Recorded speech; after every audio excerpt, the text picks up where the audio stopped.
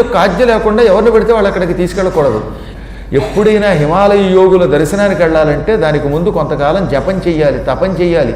అడ్డమైన వాళ్ళతో తిరగకూడదు, తాగుడు ఉండకూడదు, వెకిలి ఆహారాలు తినకూడదు, నీచ సంభాషణ చెయ్యకూడదు. ఎన్ని నియమాలు చెప్పారండి ఇందులోనూ. నేనేం చెప్పినా అసత్యాలు చెప్పవలసిన అవసరం లేదు.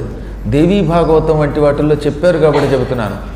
ఆహార నియంత్రణ, విహార నియంత్రణ, అగమ్యాగమనం, వెళ్ళకూడని వాళ్ళ దగ్గరికి వెళ్ళకూడదు, అభక్ష్యాభక్షణం అంటే తినకూడనివి తినకూడదు, ఇవన్నీ నియమాలు పెట్టుకుంటే అప్పుడు యోగుల దర్శనం అవుతుంది.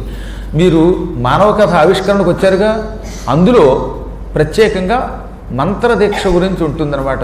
గురువు మంత్రమహిమ అనే పేరుతో రాసినట్టున్నాం కదా. అందులో నియమ నిష్టలు లేక రాణించవయ్యా. ఆ కథలు కొంచెం శ్రద్ధగా చదవండి, పద్యము చదవండి, ప్రతిపదార్థం చదవండి, తాత్పర్యం చదవండి, ఒక్కసారి మొత్తం తాత్పర్యం చదువుకోండి, 1-2 సార్లు చదవండి. ఎందుకంటే అవి చదివి యోగులు ఆశ్చర్యపోయారు ఆ కథలో.